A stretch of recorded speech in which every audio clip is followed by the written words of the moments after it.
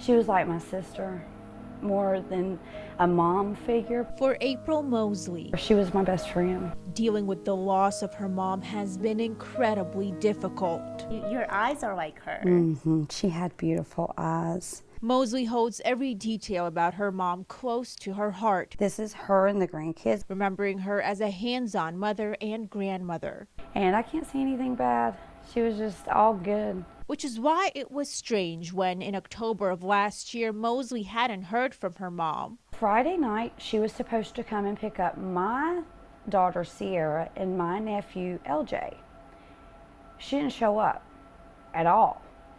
Saturday, I didn't hear from her. That's what prompted Mosley and her sister Stephanie to check in. I kicked in the door And what they found, a haunting scene. and we walked through the whole entire house before we found what we found. And that was my mother laying lifeless on the floor in my nephew's room under a picture of Jesus. South Carolina's Attorney General's office says 58-year-old Mildred Arnold is one of 40 people in South Carolina who lost their lives as a result of domestic violence last year. Based on a report conducted by the Violence Policy Center, in 2016, South Carolina was the top 6th state in the country for the number of women that were killed by men. You would think that it would be already deemed a public health epidemic, that it would already have risen to that level and that we would have taken steps as a country. Jada Charlie is the executive director of Safe Passage, a shelter for battered and abused women. We touch across every factor that you can imagine. In recent years, South Carolina was as high as #1 in number of women killed by men. And if you look at the research done by the Violence Policy Institute in 2016, 95% of victims knew their killers. And of those, 69% were either in a relationship with them or in a relationship at some point in time.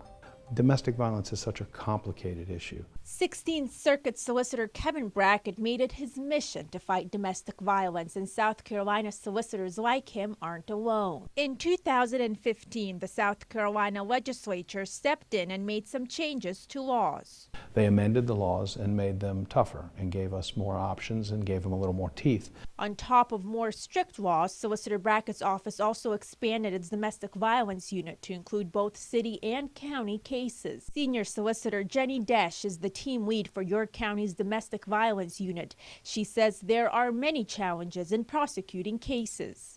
It's incredibly hard, but not for the reasons that you would imagine. The biggest difference is that we are convincing people, including a jury, that it's actually a crime. One of the biggest issues is changing how people think of domestic violence. There is a large population that still believes it's a family matter and should be dealt with outside of the criminal justice system. People need to recognize domestic violence for what it is, and it's not just something that law enforcement can deal with, it's something the community needs to get behind. For many years, there were programs for victims, but not any for offenders when they got out of prison. That's why the state started a new domestic violence unit. We have taken a stronger stance, and we are holding those offenders accountable in the courtrooms and in the community. Shannon Myers is the domestic violence unit manager for South Carolina's Parole, Probation, and Pardon Services. Our most important task is to change behaviors. She was York County's first specialized domestic violence agent before she moved to Columbia 1 year ago to launch the Domestic Violence Specialized Program. We are in the homes of the offender once to twice a month. We do office visits, we drug test once a month. We look at community resources and setting the offender up with classes for batterers treatment.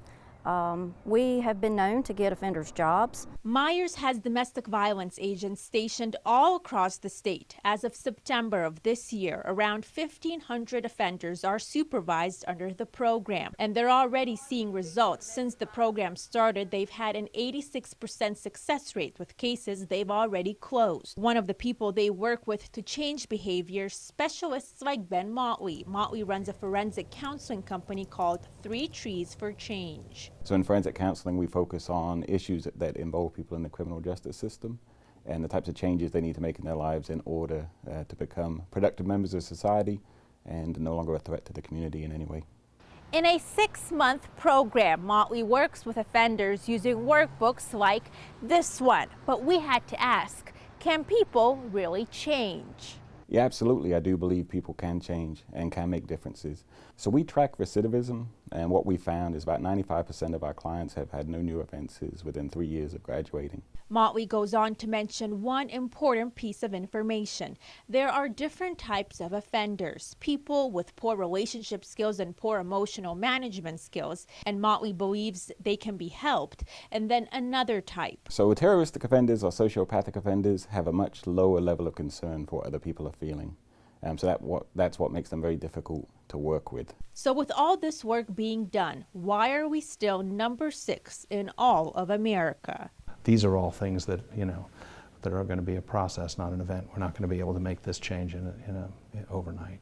We are constantly building trust with people. We're getting more and more creative in ways to intervene. And as the state and law enforcement work to fix the domestic violence problem South Carolina has faced for years, for some it's too late.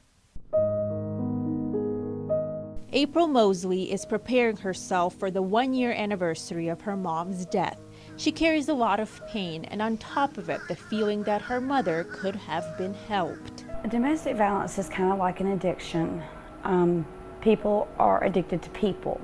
I've tried to save my mom many times,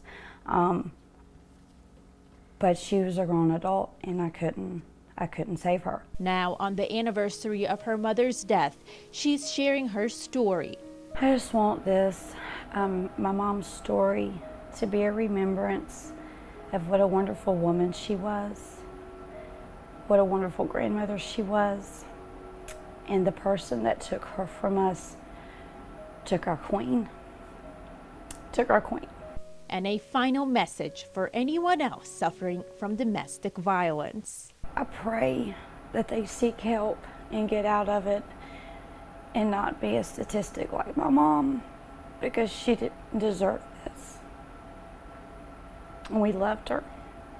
Reporting in the Tri-County, Indira, Eskieva, CN2 News.